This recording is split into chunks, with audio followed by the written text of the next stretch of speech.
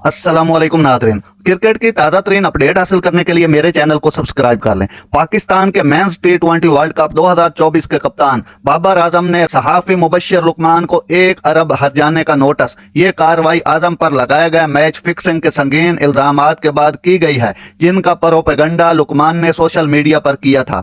दाएं हाथ के बल्लेबाज ने उन इल्जामात की एक सीरीज के जवाब में हतक इज्जत का मुकदमा दायर किया, जिसमें आजम और उनके साथियों के खिलाफ मैच फिक्सिंग के दावे शामिल थे।